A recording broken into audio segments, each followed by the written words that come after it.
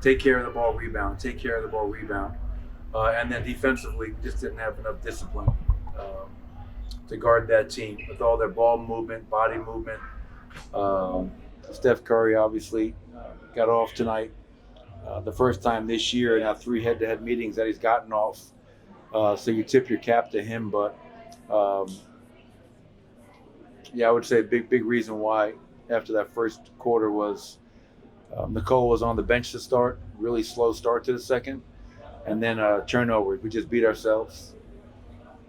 Turnovers have been a problem, as you mentioned. How do you fix that? What do you do? We don't practice a whole lot, so we try to watch film. We try to prepare our players in terms of how they're going to be guarded. And I can promise you that I told our players this morning, this afternoon, pregame, halftime, and just now, that since the trade, they have the #1 defense in the NBA. They lead the league in steals per game. They lead the league in points off turnovers in that stretch.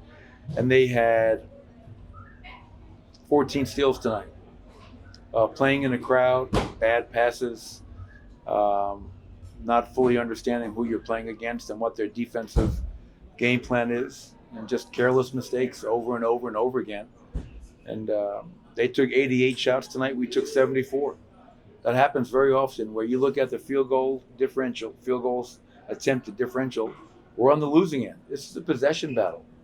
And through the turnovers that we're giving them an extra possession and the rebounds, giving them an extra possession, we're just getting our butts kicked in the possession battle right now.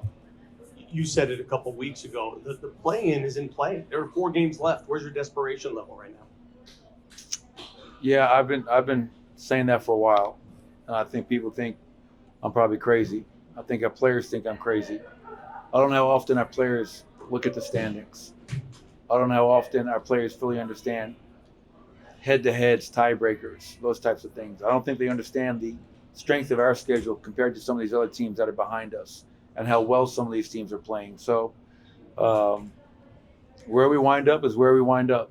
Hopefully we can find a way to play like it's only 4 games to go on Sunday against Indiana. You mentioned it before the game. Biggest thing now is you got to get healthy. I mean, it's still, you played 78 games, and you still have only got your starting unit playing 22 of them.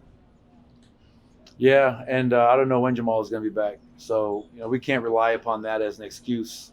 Hey, we're trying to get our starters healthy. If you're healthy, go out there and play better. I got to coach better. We got to play better. We all have to be better. Obviously, not having Jamal is a big loss for us with how well he's played.